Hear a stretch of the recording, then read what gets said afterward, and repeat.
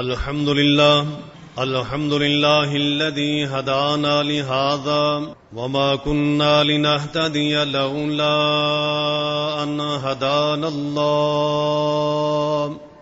الحمد لله الذي لم يتخذ ولدا ولم يكن له شريك في الملك ولم يكن له ولي من الذل وكبره تكبيرا.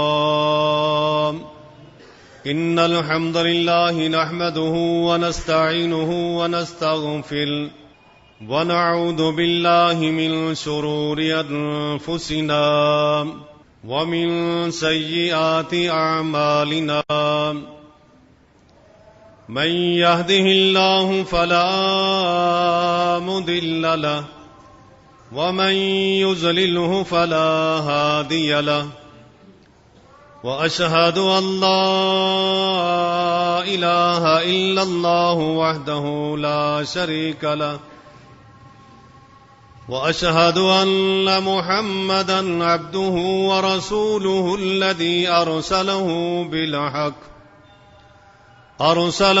بالحق بشيرا ونذيرا بين يدي الساعة. ومن يطع الله ورسوله فقد رشد واهتدى ومن يعص الله ورسوله فقد ضل وغوى. أما بعد فإن أحسن الكلام كلام الله وأحسن الهدي هدي محمد صلى الله عليه وسلم وشر الأمور محدثاتها وكل محدثة بدعة وكل بدعة ضلالة وكل ضلالة في النار. اللهم صل على محمد وعلى آل محمد كما صليت على إبراهيم وعلى آل إبراهيم إنك حميد مجيد. اللهم بارك على محمد وعلى آل محمد كما باركت على إبراهيم وعلى آل إبراهيم إنك حميد مجيد. أما بعد فأعوذ بالله السميع العليم من الشيطان الرجيم من همزه ونفخه ونفثه. بسم الله الرحمن الرحيم. اقرأ باسم ربك الذي خلق الإنسان من علق. اقرأ وربك الأكرم الذي علم بالقلم علم الانسان ما لم يعلم. اما بعد، ہر قسم کی حمد و ثنا، بزرگی، بڑھائی، تعریفات اللہ احکم الحاکمین، خالق جن و بشر، فاعل لما یرید کے لیے خاص ہیں. بے شمار لاتعداد ان گنت لاکھوں کروڑوں درود و سلام ہوں پیغمبر آخر الزمان خاتم الانبیاء محمد رسول اللہ صلی اللہ علیہ وسلم پر. میں نے چند آیتیں جو آپ کے سامنے تلاوت کی ہیں. آج کا معاشرہ اور اس دور کا معاشرہ، آج کے حالات، اس دور کے حالات کہ جب یہودی اور نصرانیوں نے اپنی تعلیمات کو، پیغمبروں کی ہدایات کو پس پش ڈال دیا اور بغاوت اور سرکشی میں اس قدر آگے جا چکے تھے کہ جنہیں دیکھ کر یہ محسوس ہوتا تھا کہ انسان نام کی کوئی چیز ان میں باقی نہ رہی. کوئی ایسی خرابی، کوئی ایسی برائی دنیا میں کوئی ایسی نہیں تھی کہ جو ان میں نہ پائی جاتی ہو. ایک حیوانیت کا معاشرہ تھا، اپنے رب سے دوری، اپنی تعلیمات سے دوری، اور اس کا نتیجہ تب سامنے آتا ہے کہ جب انسان غور و فکر کرے اور ان سب چیزوں کو سمجھنے کے لیے چند ایک معاون چیزیں ان پر غور کرے. کبھی بھی آپ اس بات کو سمجھیں کہ قرآن کریم ایک روشنی ہے، نور ہے، ہدایت ہے، رہنمائی ہے. آپ جتنا اس کے قریب جائیں گے آپ کو سب چیزیں ملیں گی. رات کے وقت یا کسی بند کمرے میں لائٹیں بند ہوں، آپ کوئی چیز پڑھ نہیں پاتے، روشنی کے بغیر نظر نہیں آئے گا. آپ کی آنکھیں ہیں لیکن ان آنکھوں سے دیکھنے کے لیے جس خارجی چیز کی ضرورت تھی وہ کیا ہے؟ روشنی. تو جیسے ہی آپ لائٹ سے دور ہو جائیں گے، روشنی سے دور ہو جائیں گے، کوئی چیز آپ پڑھ نہیں پاؤ گے.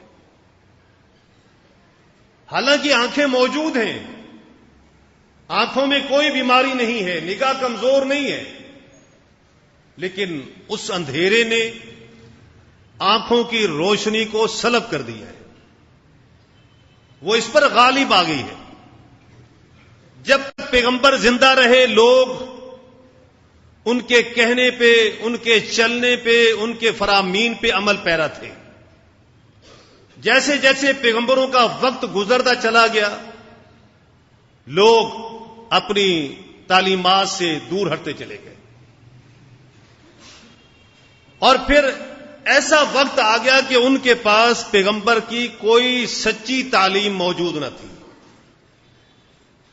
اپنی کتابوں سے روگرداں نہیں. اچھا، یہ چیز ختم کیسے ہوتی ہے؟ بدعملی. بدعملی جو ہے حقیقت میں یہ شیطان کی چال ہوتی ہے کہ انسان کو بدعمل بنائے. وہ اس کو آسرے، امیدیں، دلاسے، خیالات، تصورات ذہن میں ڈال دے کہ ان چیزوں سے کچھ نہیں ہوتا، کوئی فرق نہیں پڑتا، کر لیا تو ٹھیک ہے، نہ کیے تو کچھ نہیں ہوتا. جب یہ شیطانی خیالات انسان کے اندر آتے ہیں، انسان اپنی پیغمبر کی تعلیمات کو پسے پش ڈال دیتا ہے. پھر ایک ایسے دور میں جہاں فحاشی، عریانی، قتل و غارت، چوری، ڈاکہ، دنیا جہان کی برائیاں موجود تھیں، لیکن اللہ رب کریم نے اپنے آخری پیغمبر کو یہ اعزاز، یہ عظمت، یہ شرف بخشا. آپ نے ان ساری خرابیوں کا مقابلہ کرنے کے لیے اللہ رب کریم نے جو پہلی وحی اتاری اس پہ آپ غور کریں. برائی کو مٹانا تھا، قتل و غارت گری کو روکنا تھا، خون خرابے کو روکنا تھا، چوری کو روکنا تھا، ڈاکو کو روکنا تھا، شراب سے روکنا تھا، جوئے سے روکنا تھا، ظلم اور بربریت سے روکنا تھا. ساری چیزوں سے روکنے کی بجائے اقرا بسم ربک الذی خلق، تعلیم پر، علم پر پہلی وحی اللہ تعالی نے اتار دی. اور اس پہلی وحی کے بعد کوئی اور چیز فرض نہ ہوئی. 13 سال تک گزار دیے، 13 سال تک گزار دیے. کس بات پہ گزارے؟ تعلیم پر، علم پر. وہ جو 4 منصب بیان کیے ہیں محمد رسول اللہ صلی اللہ علیہ وسلم کی بعثت کے، کبھی آپ تنہائی میں بیٹھ کر اس کو سوچے تو صحیح.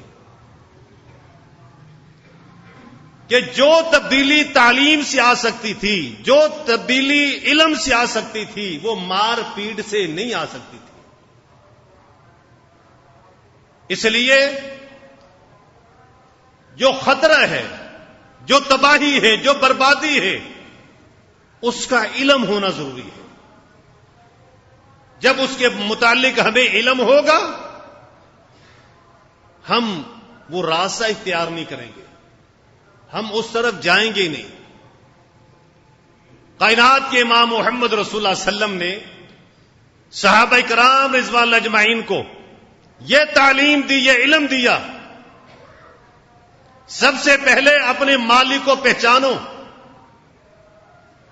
جس نے تمہیں ایک علق سے پیدا کیا ہے، گوشت کے لوتھڑے سے پیدا کیا ہے،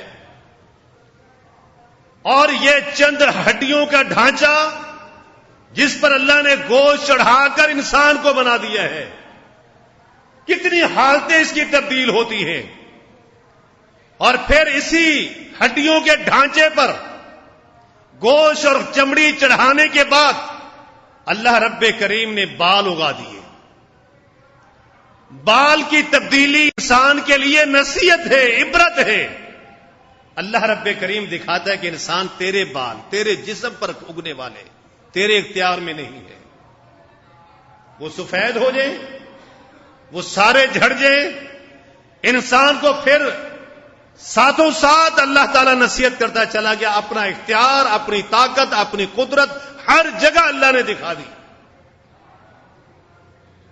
فرمایا کہ تمہارا وہ رب، اس کو پہچانو، اقرا بسم ربک الذی خلق، جس نے تمہیں خلق کیا ہے، تخلیق کیا ہے، پیدا کیا ہے، جس نے شکل و شباہت بنائی ہے۔ اگر جسم کی کوئی ایک ہڈی ٹوٹ جائے، انسان کو پتہ چل جاتا ہے۔ آپ ایک دانت لگا لیں، صرف ایک دانت، انسان اس کی قیمت نہیں چکا سکتا۔ سونے کا لگوا لے، چاندی کا لگوا لے، پیتل کا لگوا لے، لوہے کا لگوا لے،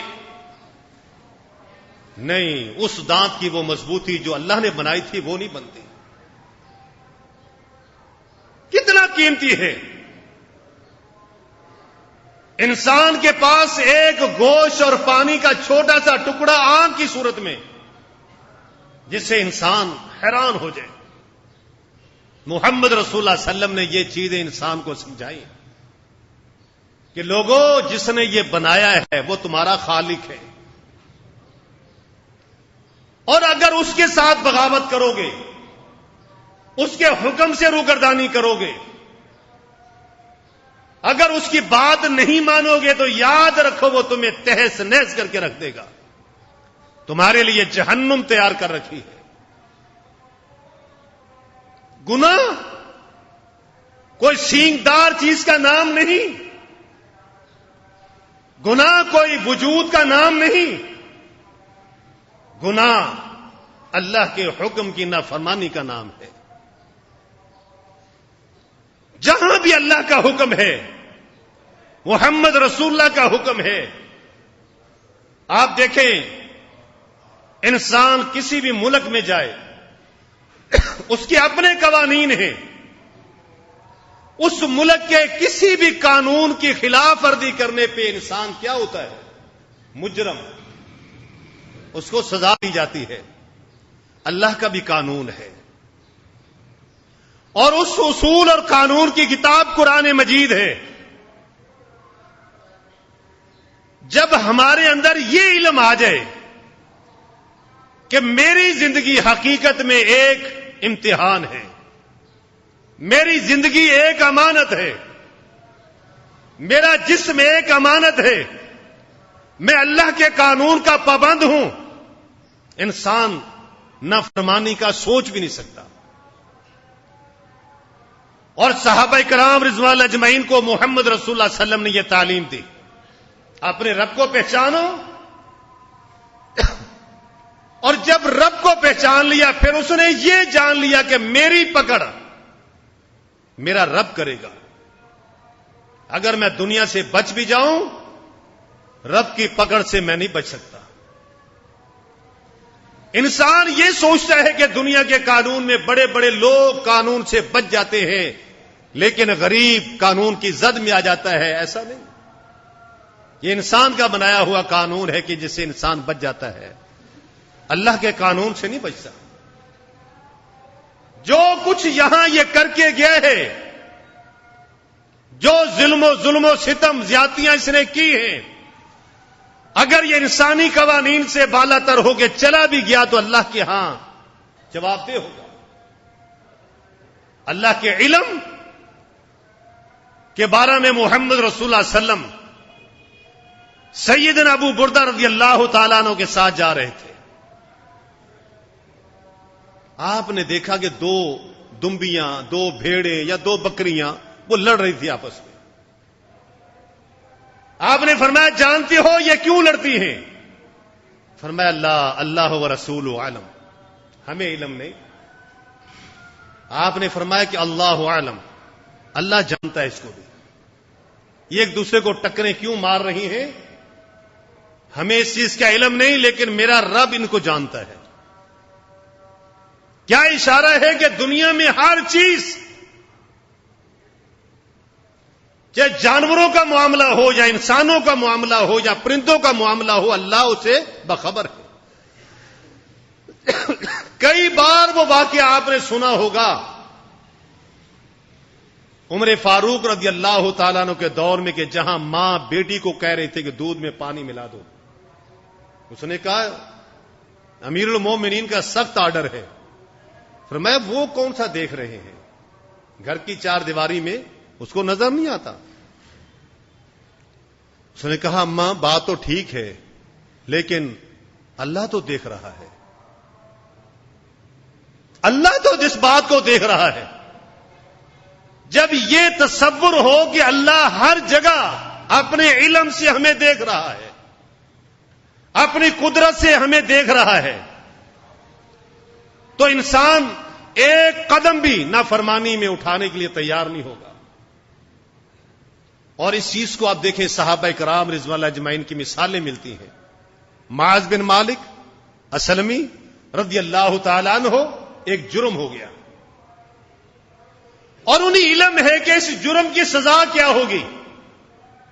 چھپا نہیں، بھاگا نہیں، دوڑا نہیں، محمد رسول اللہ صلی اللہ علیہ وسلم کے پاس آ کر حاضر ہو گیا کہ اللہ کے رسول مجھ سے ظلم ہو گیا.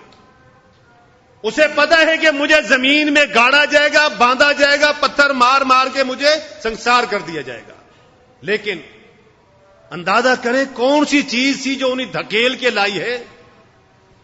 اپنے جرم کا خود اقرار کر رہا ہے، اس لیے کہ اس کو پتا ہے کہ دنیا کی زندگی آج نہیں تو کل ختم ہو جانی ہے،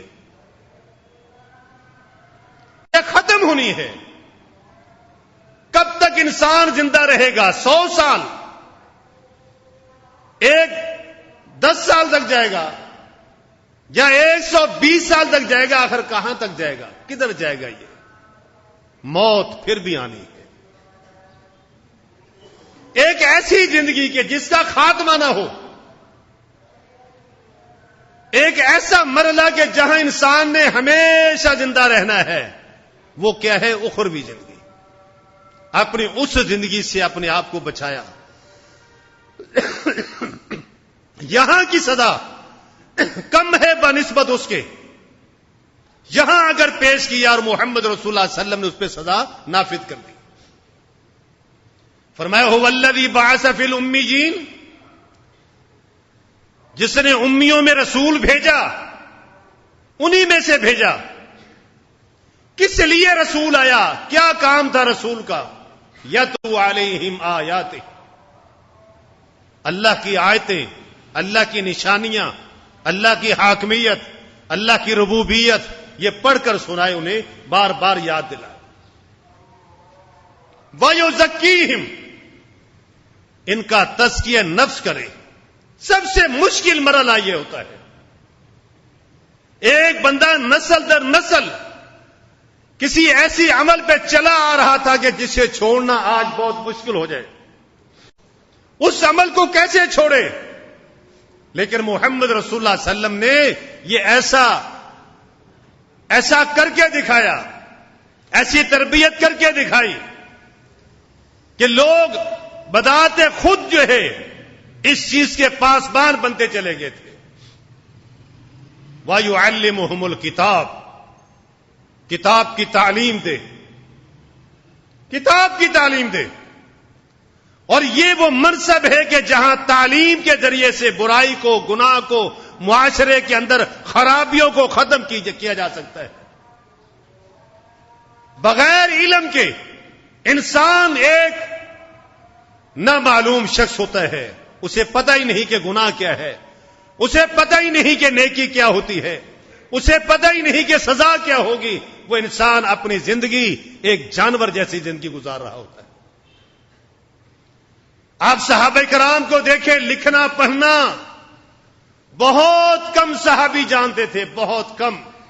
لکھنا نہیں آتا تھا، لکھی ہوئی چیز پڑھنے نہیں آتی تھی، لیکن محمد رسول اللہ صلی اللہ علیہ وسلم کے فرامین کو زبانی طور پہ یاد رکھا، زبانی طور پہ یاد رکھا.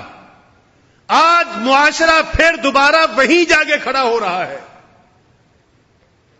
ہم سے وہ تعلیم قرآن سے دور کرنا، سنت سے دور کرنا، علم سے دور کرنے کے وسائل طوفان آندھی سے زیادہ خطرناک طریقے سے ہمارے معاشرے پہ جال بچھا دیے گئے.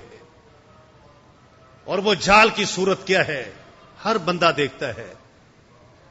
گھر میں 4 افراد ہیں، 5 افراد ہیں، ہر ایک اپنا اپنا موبائل لیے کونوں میں بیٹھے ہیں. وہ گیم کی صورت میں ہو، وہ کارٹون کی صورت میں ہو، وہ فلم کی صورت میں ہو. آج دیکھیں، کوئی ایسا کارٹون نہیں ہے، کوئی ایسی سائڈ نہیں ہے. آپ علمی لے لیں، آپ دنیا بھی لے لیں، آپ ویسے ہی فیس بک لے لیں، آپ نیوز لے لیں. میرے بھائیوں، اس پر ایڈ چلتے ہیں، تشہیر کے اشارات چلتے ہیں، اور اس کے اندر کیا واہیات چیزیں ہوتی ہیں.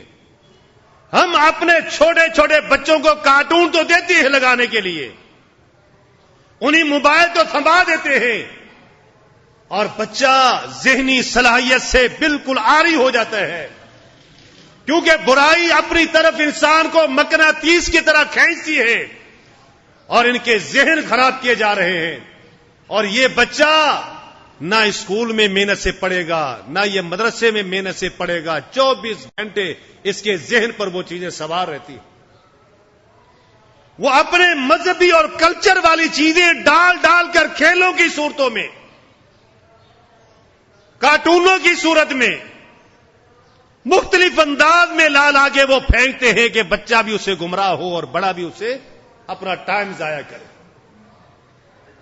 کسی کے پاس فرصت نہیں کہ وہ قرآن کریم کی تلاوت کر لے، کسی کو فرصت نہیں کہ اماں کے پاس بیٹھ کے 2 باتیں کر لے، فرصت نہیں ہے کہ ابا کے پاس کوئی بیٹھ کے باتیں سیکھ لے، باپ کے پاس بھی فرصت نہیں کہ وہ بیٹے کو کچھ نصیحت کر لے، ماں کے پاس بھی فرصت نہیں کہ بیٹی کو کچھ سمجھا لے.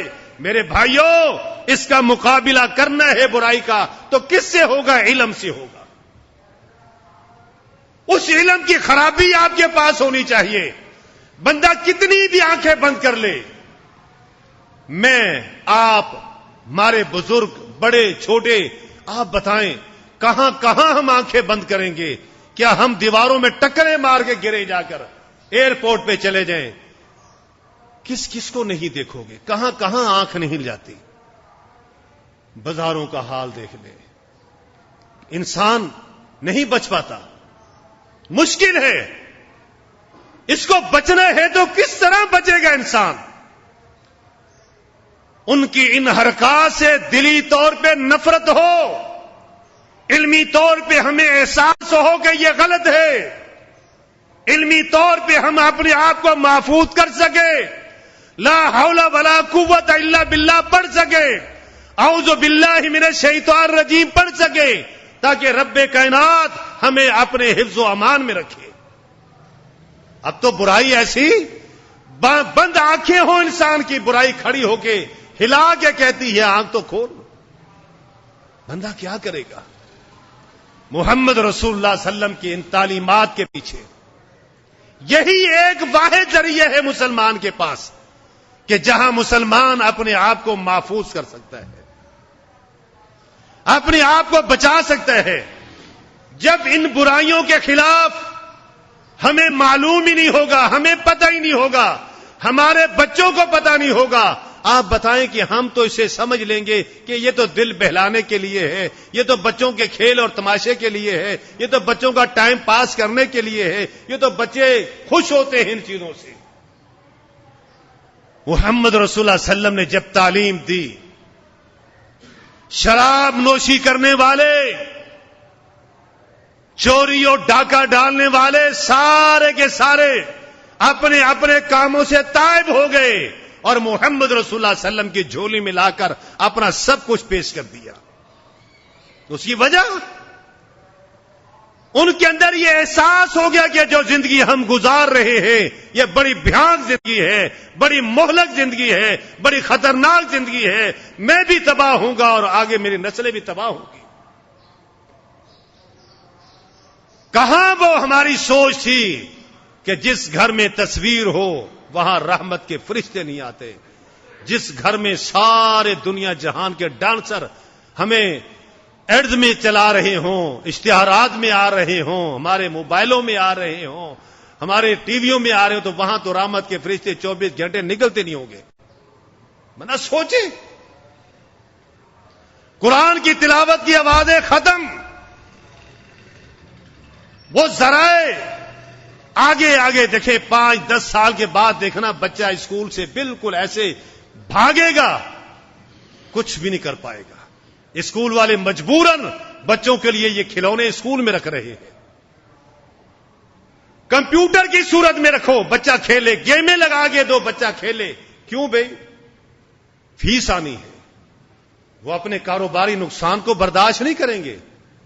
ہمارے بچوں کو محفوظ کرنے کے لیے گیمیں لگا کے دے دیں گے, بچہ چلو اگر گھر میں ہم نہیں کھلائیں گے تو وہاں کھیلے گا. علم یہ ختم ہو جائے گا. جب علم ختم ہوگا یہی قیامت کی سب سے بڑی علامت ہوگی. کائنات کے امام محمد رسول اللہ صلی اللہ علیہ وسلم نے فرمایا تھا کہ علموا من القرآن, لوگوں مجھ سے قرآن سیکھ لو, میں قبض کیا جاؤں گا اور علم اٹھ جائے گا. صحابہ اکرام نے کہا اللہ کے رسول کیسے اٹھ جائے گا؟ نقرأ القرآن, ہم قرآن کریم پڑھتے ہیں. نقرأ ابنانا, ہم اپنے بیٹوں کو قرآن پڑھائیں گے اور وہ اپنے بیٹوں کو پڑھائیں گے. یہ علم تو جاری رہے گا. آپ نے فرمایا ارایت الیہود والنصارى, کیا تم نے دیکھا نہیں یہود و نصارہ کو؟ یقرؤون التوراۃ والانجیل, تورات کو بھی پڑھتے ہیں, انجیل کو بھی پڑھتے ہیں, لیکن لم یعملوا بہما, دونوں کے ساتھ عمل نہیں کر رہے. یہ بد عملی علم کا فقدان ہے. یہ بد عملی انسان کو تباہ کر کے رکھ دے گی. انسان اپنے ایمان کو کھو بیٹھے گا. آہستہ آہستہ انسان جو ہے اس سے جتنا دور ہوتا چلا جائے گا انسان تباہی کے دھانے چلا جائے گا. فرمایا کہ مومن جس کے اندر ایمان ہوگا وہ گناہ کو کیا سمجھتا ہے؟ گناہ, جرم, نافرمانی کو وہ کیا تصور کرتا ہے؟ فرمایا کہ ان المؤمن یری ذنوبہ, مومن گناہ کو یہ سمجھتا ہے کہ بہت بڑا پہاڑ ہے. قائد تحت جبل, وہ کسی پہاڑ کے نیچے بیٹھا ہے اور وہ سوچ رہا ہے, خطرہ محسوس کر رہا ہے, خوف محسوس کر رہا ہے, یہ پہاڑ مجھ پہ گرے گا اور میں دب کر تباہ ہو جاؤں گا. چھوٹا ہو یا بڑا ہو, وہ گناہ کو ایک پہاڑ سمجھتا ہے, گناہ کو اپنی تباہی کا سبب سمجھتا ہے, گناہ کو اپنے لیے ہلاکت کا ذریعہ سمجھتا ہے. وہ قطعاً گناہ کی طرف نہیں جاتا اور گناہ سے وہ بچتا ہے. وان المنافق, رہی بات منافق گناہ کو کیا سمجھتے ہیں؟ کأنہ مر علی الف ذباب, گویا کہ مکھی تھی ناک پہ بیٹھی، ہاتھ مار کے مکھی کو اڑا دیا بس۔ اب یہاں انسان کبھی اس حدیث پہ غور کرے کہ مومن جب اسے گناہ کا پتہ ہی نہیں، اس کے پاس علم ہی نہیں ہے، تو انسان کس طرح اپنے آپ کو بچا سکتا ہے؟ میرے بھائیوں، 1400 سال پہلے محمد رسول اللہ صلی اللہ علیہ وسلم نے جس معاشرے کی بنیاد اسلام پہ رکھی، جس ریاست کی بنیاد اسلام پہ رکھی، وہ تعلیم تھی، قرآن کریم کی تعلیم تھی، فرامین رسول کی تعلیم تھی، کہ جنہیں جینے کا ایک طریقہ اور سلیقہ سکھایا، جنہیں اٹھنے بیٹھنے کا طریقہ سکھایا، جنہیں انسان کو انسان کے ساتھ ملایا، جسے بھولا ہوا سبق یاد کرایا۔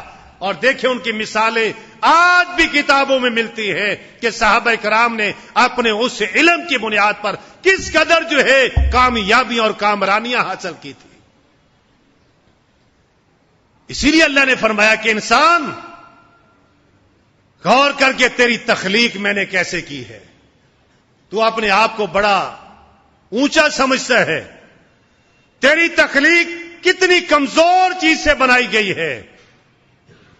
کبھی انسان اپنی اس طاقت کے مقابلے میں دیکھے تو صحیح اللہ کی قدرت کو۔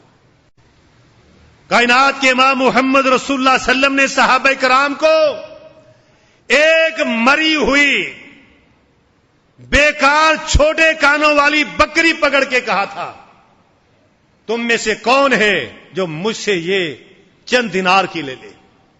صحابہ نے کہا اللہ کے رسول یہ تو مری ہوئی ہے، اور پھر بھی یہ عیب دار ہے کہ کان اس کے چھوٹے ہیں، یہ مر چکی ہے، بیکار ہے، کسی کام کی نہیں۔ فرمایا یہ دنیا ہے تمہاری، یہ تمہاری دنیا ہے۔ یہ دنیا کتنی بڑی دشمن ہے۔ دولت کی وجہ سے انسان کو ڈاکو لوٹتے ہیں، دولت کی وجہ سے انسان کو ڈاکو قتل کر دیتے ہیں، اپنے بیگانے ہو جاتے ہیں، بیٹا بھی کر جاتا ہے۔ ایک واحد دولت ہے جو آپ کے ساتھ ہمیشہ رہے گی۔ آپ کی جائیداد کے مالک آ جائیں گے، آپ کے گھر سے نکال دیں گے وارث، آپ کے دکان سے خارج، نام تبدیل ہو جائے گا، بیٹے کے نام پہ سب کچھ ہو جائے گا، ورثاء میں تقسیم ہو جائے گا، لیکن ایک چیز ہے جس کا کوئی وارث نہیں ہوتا۔ وہ کیا ہے؟ علم، ایمان۔ یہ آپ کے ساتھ رہتا ہے، اس کا کوئی وارث نہیں ہوتا۔ اتنی بڑی دولت ہے، دنیا کی ہر دولت چوری ہو جائے گی، چھن جائے گی، لیکن قرآن آپ کے دل میں رہے گا، فرامین رسول آپ کے دل میں رہیں گے، یہ علم آپ کے ساتھ جائے گا۔ اسی لیے فرمایا ہے اذا مات الانسان انقطع عنہ عمل، جیسے انسان کی موت آئی اس کے اعمال کا سلسلہ منقطع ہو جاتا ہے۔ اس کا انقطاع جو ہوتا ہے وہ کس صورت میں کہ انسان خود کر نہیں پا رہا۔ فرمایا کہ الا عن ثلاث، مگر 3 قسم کے عمل جاری رہتے ہیں، اور ان کے جاری رہنے کے اندر بھی اس کا اپنا کردار ہوتا ہے، اس کی اپنی سوچ اور فکر ہوتی ہے۔ فرمایا صدقۃ جاریہ، کوئی ایسا کام کر کے گیا کہ جس سے لوگ فائدہ اٹھا رہے ہیں، مسجد ہے، مدرسہ ہے، کوئی رفائی کام ہے، لوگوں کی ضرورت کے مطابق وہ چیز بنا کے چلا گیا۔ فرمایا کہ او ولد صالح، یہ کہاں سے لائے گا بندہ اس پرفتن دور میں؟ فرمایا کہ اولاد نہیں۔ نوح علیہ الصلوۃ والسلام نے بھی کہا تھا اللہ میرا بیٹا پانی میں ڈوب رہا ہے، یا اللہ میرا بیٹا۔ یہاں تو بڑے بڑے پیغمبر گزرے ہیں کہ جن کے بیٹوں نے پیغمبروں کو اتنا ستایا کہ بیچارے ساری زندگی روتے رہے۔ یعقوب علیہ الصلوۃ والسلام کو کتنے بیٹے اللہ نے دیے تھے، لیکن کیا کوئی فائدہ ہوا؟ ایک بیٹا تھا یوسف علیہ الصلوۃ والسلام، لیکن بیٹوں نے رلایا باپ کو۔ نوح علیہ الصلوۃ والسلام کہتے ہیں کہ اللہ میرا بیٹا۔ اللہ نے کہا کہ تیرا بیٹا نہیں ہے، لیس من اہلک انہ عمل غیر صالح، اس کے اعمال اچھے نہیں ہیں، اعمال اچھے نہیں ہیں۔ حدیث نے کیا کہا؟ یہ نہیں کہا کہ پیچھے اولاد چھوڑ کے گیا تھا، نہیں، شرط لگا دی، نشان لگا دیا، ولد صالح، ولد صالح، صالح اولاد چھوڑ کے گیا ہو، صالح اولاد۔ اسی لیے قرآن کریم نے کہا رب حب لی من الصالحین، اللہ بیٹا دے لیکن صالح دینا۔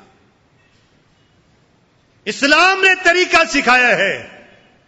آج اسی لیے ہم جب قرآن سے دور ہوئے، اللہ نے بیٹے تو دے دیے لیکن بیٹے ایسے دیے باپ ان کے پیچھے کھجل ہوتا پھرے، چیختا پھرے، ان کے لیے دعائیں کرتا رہے، وہ بیٹے باپ کو باپ ہی نہیں سمجھتے۔ یہ بھی علم سے دوری کا نتیجہ ہے۔ جب یہ علم ہی نہیں بیٹے کو کہ میرا باپ ہے، اس کا کیا مقام ہے، کیا عظمت ہے، کیا درجہ ہے، کیا عزت ہے، بیٹا کیا عزت کرے گا باپ کی؟ انسان اس علم کی طرف آئے جو سب کچھ سکھاتا ہے، پورا نظام حیات، تجارت، معیشت، معاشرت، ہر چیز اسلام سکھاتا ہے بندے کو، اور اسی کے اندر خیر ہے۔ اور جو بھی اسے روگردانی کرتا ہے اس کا انجام دیکھیں۔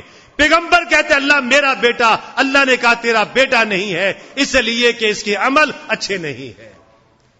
اب انسان اولاد چھوڑ کے گیا، ساری جائیداد سنبھال لی، باپ کو بے دخل کر دیا، لیکن ولد صالح، نیک اولاد چھوڑ کے گیا ہے، یدعو لہ، جو اس کے لیے دعا کرتی رہے۔ اور دوسری چیز، تیسری چیز کیا ہے؟ فرمایا کہ علم جس سے لوگ فائدہ حاصل کریں۔ کتنی بڑی دولت ہے کہ